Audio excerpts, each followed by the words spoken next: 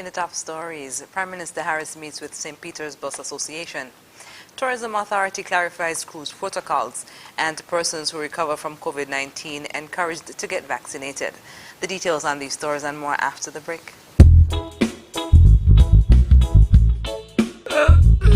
Hey, man, I just can't believe that. Yo, sweet boy, what you really crying for? Why you see me crying, boy? My man crying. I just see her thinking about that girl. I think she cheating on me, you know.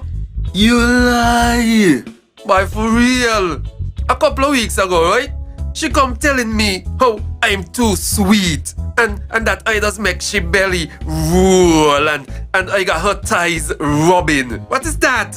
No, man. But yes. Look, she tell me, right, that we need some time apart. To be honest, I wasn't too concerned about that because you know how the girls and them, they're addicted to me sweetness.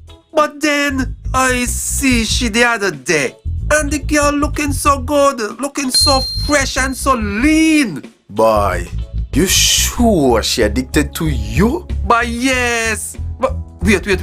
Look at here. Come, hide. Boy, come hide now. Oh, I can't believe, but is that what going on? Really? Why not to say for yourself? Drink some water, share some love. Tell your body you're sweet enough. Drink some water, share some love. Tell somebody you're sweet enough. Drink some water, share some love. Tell your body you're sweet enough. Drink some water, share some love. Tell somebody, hey. Without limits, happy and free. The skin you're in with no apology. The one to seize the day. Grab an LLB. Live, love, be. With LLB.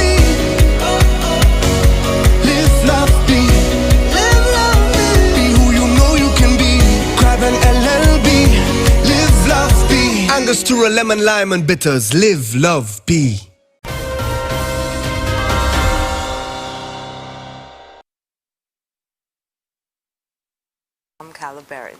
Prime Minister Dr. The Honorable Timothy Harris held a meeting with members of the St. Peter's Bus Association at the College Street bus stop location on Monday, where he listened to not only their needs but their suggestions on the way forward. According to reports, after a walk around to a number of areas on College Street Gut and the surrounding areas, the executive members of the Bus Association made a case and provided evidence that the Bastia High School compound had the necessary infrastructure to host a bus terminal. In light of this, Prime Minister Harris instructed Austin Farrier to do the necessary follow-up with the Police and Transport Board and report back to Cabinet. Members of the St. Peter's Bus Association, led by Talbot Bass, thanked Prime Minister Harris for meeting with them to hear their concerns. The Tourism Authority has clarified that there are no capacity limitations on the number of passengers that can enter the Federation on a cruise ship during the current phased reopening of the cruise tourism sector. In a press release issued on Tuesday, the Tourism Authority referenced an excerpt of the Royal Caribbean blog dated August 2nd, 2021, which stated that, quote, St. Kitts recently announced a new policy which only allows 700 guests to visit their island per ship. The Allure of the Seas, sailing on August 8th, will now visit Philipsburg, St. Martin instead, end quote. The Tourism Authority stated that this was not accurate. Minister of Tourism, Transport and Ports, Honorable Lindsay Grant, was quoted as saying the cruise protocols for the resumption of cruise tourism do not place limits on the number of passengers allowed to enter the Federation on a cruise ship. The decision by Royal Caribbean for the Allure of the Seas not to make a port call in St. Kitts on the August 8, 2021 sailing was not because of the 700 cruise passenger maximum capacity per ship. The release concluded by stating that St. Kitts and Nevis has been working with Royal Caribbean and all cruise line partners to facilitate the successful return of cruise tourism. The Federation looks forward to welcoming the Allure of the Seas and other cruise line vessels as the reopening continues. Health authorities in St. Kitts and Nevis have advised that persons who have recovered from COVID-19 should get the Oxford AstraZeneca vaccine at any time. At the most recent briefing by the National Emergency Operations Center, Medical Chief of Staff at the Joseph N. France General Hospital, Dr. Cameron Wilkinson, responded to a question from an individual who indicated that he or she contracted COVID-19 after receiving a jab. The person queried when he or she will be eligible to receive a second dose. Once you have recovered from COVID-19, you will have some degree of natural immunity, which we've said on this podium, wanes over about 90 days. However, you can have your second dose anytime after you've recovered. So to that person, you can have it tomorrow, you can have it the day after. The thing is, in a situation where vaccines are scarce, persons who have recovered in those countries, they allow them to wait while other persons who have no immunity at all step forward to get vaccinated. But here in St. Kitts, where we don't have a long waiting line for persons to be vaccinated, you can go forward and get vaccinated. Medical Chief of Staff at the Joseph N. France General Hospital, Dr. Cameron Wilkinson. And we now take a look at the nation's COVID-19 situation report and vaccination update.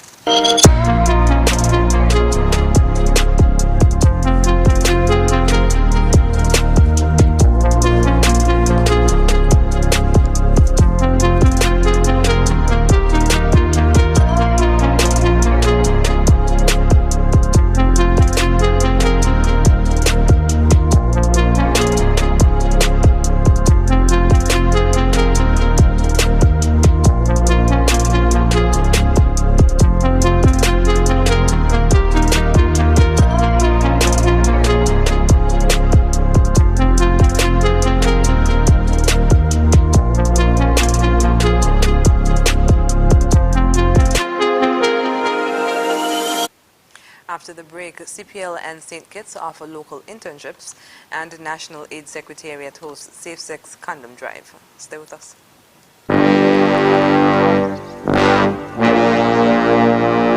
Want to get away? Now you can.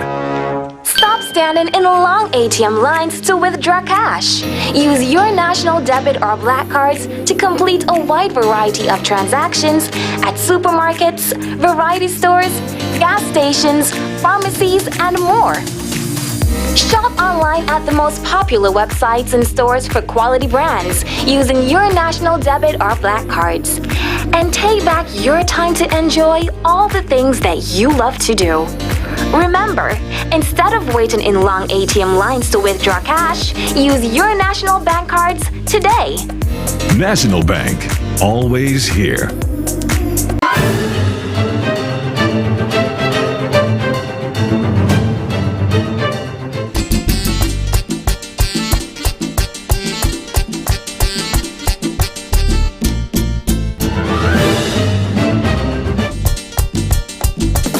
Yo! You look like the dude who was shopping at furniture and appliances.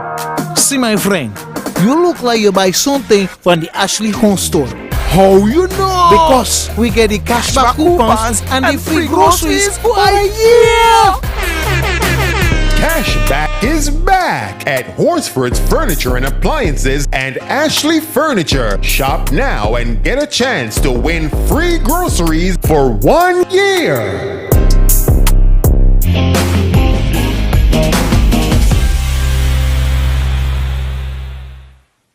Your safety and convenience are most important to us at Flow. That's why we provide many ways for you to keep your account connected, which now includes FastPay, the new convenient payment option on our website. No registration required. Or download the MyFlow app to pay anytime from anywhere on your smartphone or tablet. If you wish to pay your bill in person, feel free to visit any of our fully sanitized branches. Flow is committed to helping you stay connected. Let's do this together.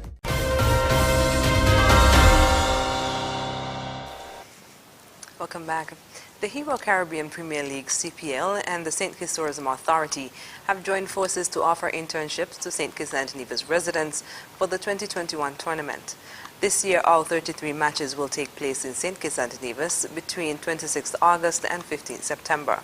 These interns will have the opportunity to be involved in the marketing, branding, sponsorship, and operations departments throughout the 2021 CPL tournament. The 3 residents selected to intern at the 2021 CPL tournament are Rashid Stanley, Jade Johnson, and Simone Mills. The 3 successful candidates will be fully integrated into the Hero CPL team and be mentored by the tournament's staff. Chris Watson, Hero CPL's head of marketing, said, quote, "At the Hero CPL, we take our responsibility of upskilling talented people from across the Caribbean very seriously, and we are delighted that we are able to offer these opportunities in St. Kitts and Nevis this year." St. Kitts Minister of Tourism, Honorable Lindsay Grant, said he was extremely proud of the selected interns and that he will always support initiatives that translate into capacity building, entrepreneurship, and employment. And finally, on the local scene, the National HIV/AIDS Secretariat within the Ministry of Health is promoting safe sex and a condom drive on both St. Kitts and Nevis during the month of August. According to National HIV/AIDS Program Coordinator Dr. Matthias O'Fray, in a public service announcement, the ministry's condom mobile unit will be providing condoms and consultations. We will be providing free condoms, lubricants, and also answering your questions based on safe sex. It will be interesting, it will be exciting. See you there. The promotion began on Nevis on August 2nd and 3rd. On St. Kitts, it will take place on the 6th and 7th of August.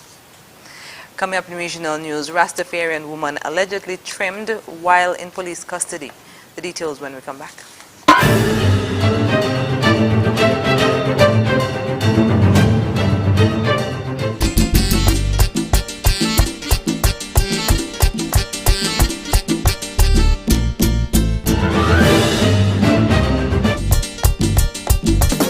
Yo! You look like the dude who was shopping at Furniture and Appliances.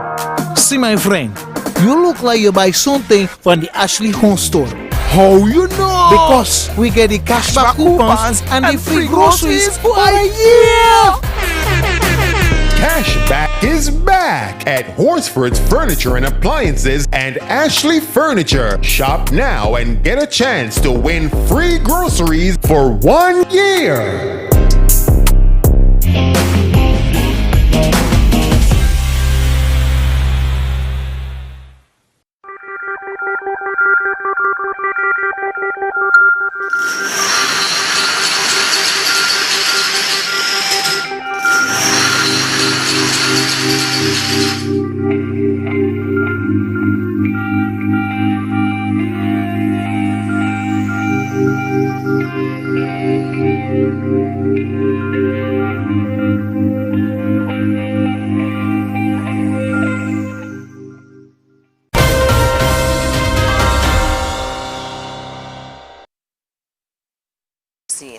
In Jamaica, a family is demanding fair treatment and justice for the horrors endured by a Rastafarian woman allegedly shaved while in police custody.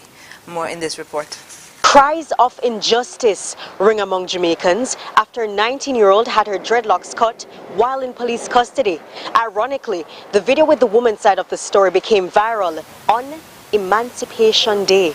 Because she cut my hair and it seemed as if it never suited her. So after cutting my hair once, she cut my hair twice, like it never suited her. She cut my hair in two. The claim of not wearing a mask quickly escalated to disorderly conduct, resulting in 19-year-old Nzinga Candace King being brought before the court on July 22. According to the teen, she was fined $6,000 or 10 days in jail. However, she misunderstood that she was given the option to pay and handed herself over to the police, where she was transferred from the Maypen courthouse to the Four Paths police station. This is where King allegedly had an encounter with the police after the teen felt she was being disrespected.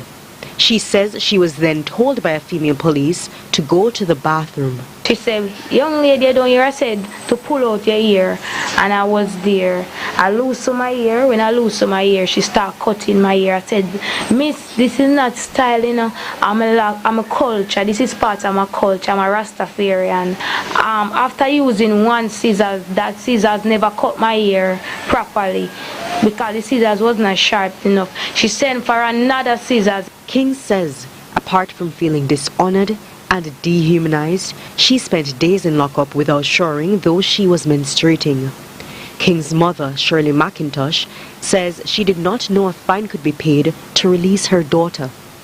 On Emancipation Day, McIntosh told CVM Live she's calling for justice and fair treatment for members of the Rastafari community. What gave you the right to cut my daughter's hair? We must find more innovative and more creative ways of disciplining them. I really need some justice because this needs to stop. It needs to stop here with my daughter and it needs to stop here with any other Rastafarian. King says though she feels broken, misrepresented, and degraded at the hands of the police, this will be her testimony. I won't let this hold me down because, as they say, that evil broken crayons still color. Paige Dixon, CVM Live. The first cryptocurrency in the world backed by coffee stocks registered an appreciation of more than 35% in its first month of the negotiations, driven by frost in Brazil and investor demand. More in this report. The cryptocurrency created by the Minnesol Cooperative is adjusted by the varying price of coffee in the physical market. Luis Enrique Albinati is new business director at Minnesol. Combinou o melhor de dois mundos. Coffee Coin combines the best of both worlds. The coffee world, a market that is there and will not end tomorrow, and the crypto world. Que não vai acabar amanhã. The price is also influenced by the demand for coffee coin investors in the so-called secondary market. O Coffee Coin é uma The coffee coin is a stable coin, unlike other cryptocurrencies that do not have a physical reference of their value. The currency traded above $3.48 at the end of last week, before dropping to around $3.19 this Monday. That amid a decline in physical prices, pressured by quotations on the New York Stock Exchange after frosts became less intense. Coming up, probe finds Governor Cuomo sexually harassed women. We'll tell you more when we come back. Imagine having the luxury of putting all your trust in one insurance company and being able to enjoy life to the fullest without having to worry. Well, don't imagine. National Caribbean Insurance is here to take care of all your insurance needs. Insure your life, vehicle, boat, home, belongings, and your future. At NCI, we make it our business to ensure that you enjoy every stage in life. We serve, we protect, we satisfy. That's NCI.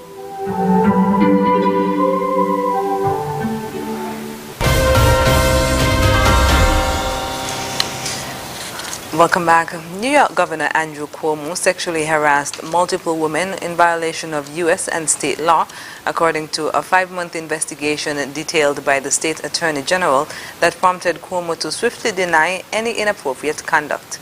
More in this Reuters report. And what this investigation revealed was a disturbing pattern of conduct by the governor of the great state of New York. An exhaustive 5-month investigation concluded that New York Governor Andrew Cuomo sexually harassed multiple women and violated state and federal laws while creating a climate of fear in the workplace. New York State Attorney General Letitia James said in a news conference on Tuesday. The independent investigation found that Governor Cuomo sexually harassed multiple women, many of whom were young women, by engaging in unwanted groping, kisses, hugging, and by making inappropriate comments. Further, the governor and his senior team took actions to retaliate against at least one former employee for coming forward with her story, her truth.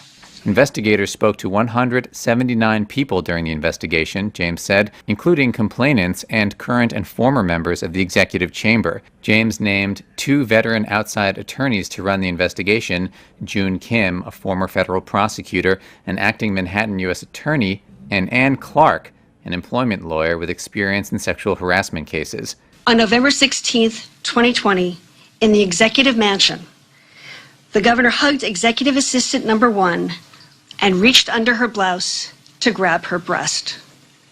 There were also several occasions on which the governor grabbed her butt. Conduct that is not just old-fashioned, affectionate behavior, as he and some of his staff members would have it, but unlawful sex-based harassment.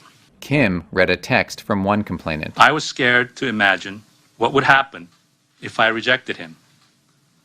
So I disappeared instead. I never touched anyone inappropriately. In response, Cuomo on Tuesday once again claimed no wrongdoing, asserting the allegations against him were taken out of context or the result of generational differences. I am 63 years old. I've lived my entire adult life in public view. That is just not who I am. And that's not who I have ever been. The New York Attorney General launched her investigation into the sexual harassment allegations after receiving a formal request from Cuomo's office in March to do so as the number of publicly reported allegations mounted. The findings, detailed in a scathing 168-page report, could deal a devastating blow to Cuomo's political future and hinder his administration, although the probe was civil in nature and will not directly lead to any criminal charges against him. Fueled by a rise in cases, the number of hospital beds available to treat COVID-19 patients at a Tokyo hospital has dropped to almost zero. More in this Reuters report. A Tokyo hospital director has warned that the city's medical system is facing collapse if more beds for COVID-19 patients are not secured immediately. Hironori Sugara, the head of Tokyo's Showa University Hospital, says the situation in the Olympics host city is critical. If the number of COVID-19 patients rises further, we will have to impose restrictions on surgery or stop treatment for heart attacks and strokes in order to secure more beds. That is the stage we're in. The number of COVID-19 cases in Tokyo is rising. 3,709 new cases were recorded on Tuesday. Sugara has said that the number of beds that can accept COVID patients is now close to zero. We must avoid a situation in which the Olympics was held, but the medical system collapsed. Japanese authorities said on Monday that only seriously ill COVID-19 patients would now be hospitalized to try and ease the burden on healthcare services. This while others isolate at home. The announcement came as the state of emergency there was expanded beyond Tokyo. On Tuesday, the head of the Japan Medical Association called for the state of emergency to be extended nationwide. Prime Minister Yoshihide Suga and Olympic organizers say there is no link between the Summer Games and the recent increase in cases. But medical experts have said holding the sporting event sent a confusing message about the need to stay home, contributing to the rise. Simone Biles fights off fears to claim Olympic bronze, and Poland grants Belarus Olympic sprinter humanitarian visa. Stay with us. Imagine having the luxury of putting all your trust in one insurance company and being able to enjoy a life to the fullest without having to worry. Well, don't imagine. National Caribbean Insurance is here to take care of all your insurance needs. Insure your life, vehicle, boat, home, belongings, and your future. At NCI, we make it our business to ensure that you enjoy every stage in life. We serve, we protect, we satisfy. That's NCI. I took the vaccine because I want the in-person audience experience at Sugar Mass 50. I took the vaccine because I want to be performing with all my peoples on Ultra Truck this year for Carnival. I get vaccinated because I want to be on the road for Sugar Mass 50. The reason I chose to be vaccinated because of my profession as an entertainer was to have a safer Boyta Carnival. I am DJ Flames and I got vaccinated because I want Sugar Mass 50 to be greater than ever. I took the vaccine because I miss entertaining thousands of people and I miss hosting my own events. See you at Sugar Mass 50. Boom. Get vaccinated quickly to turn up Sugar Mass 50.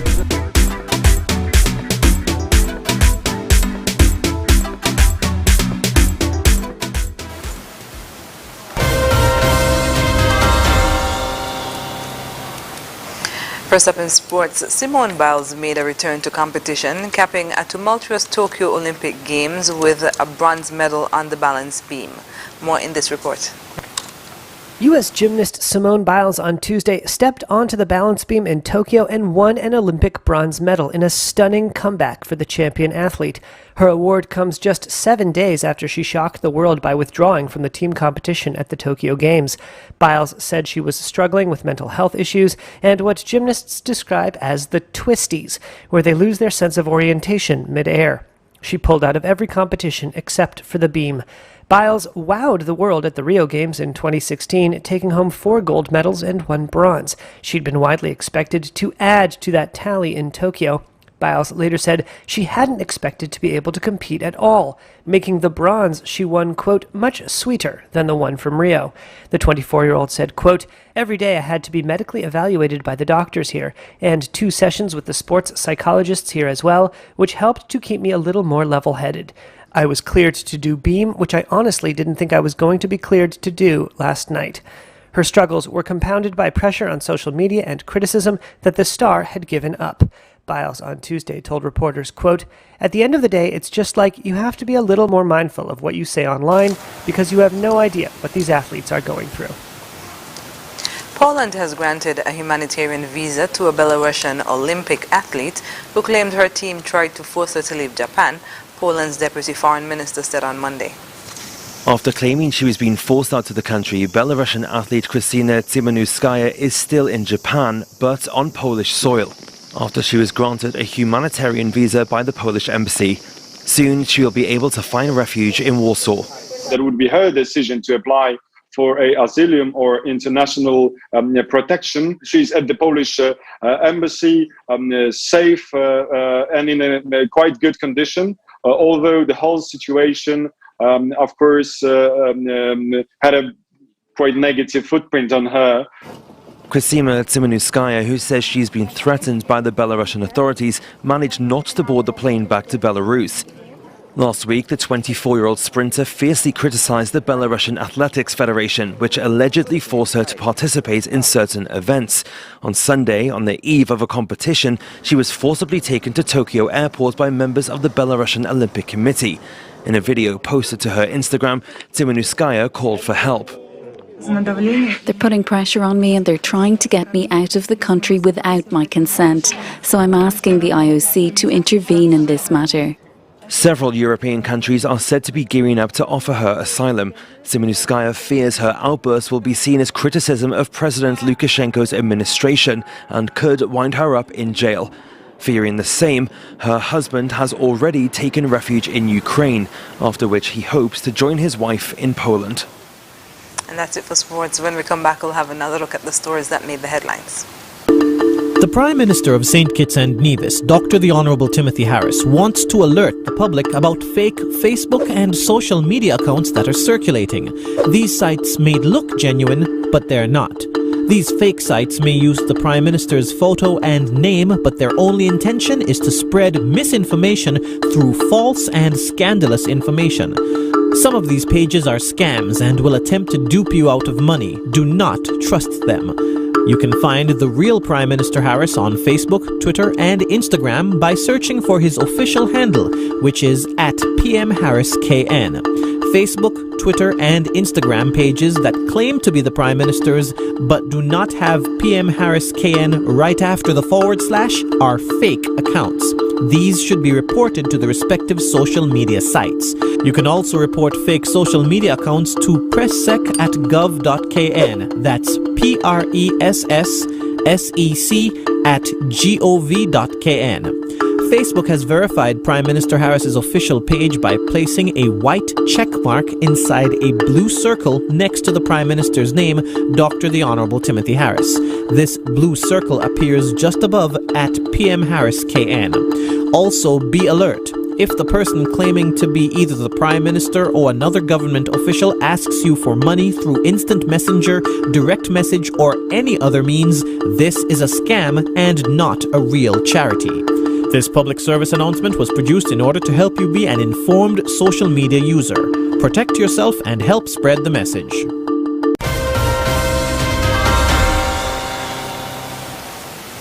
And we're wrapping up with a recap of the top stories. Prime Minister Harris meets with St. Peter's Bus Association. Tourism Authority clarifies cruise protocols, and persons who recover from COVID-19 encouraged to get vaccinated. And that's the end of the ZIZ Channel 5 newscast. Thank you for joining us. I'm Caleb Barrage. Goodbye.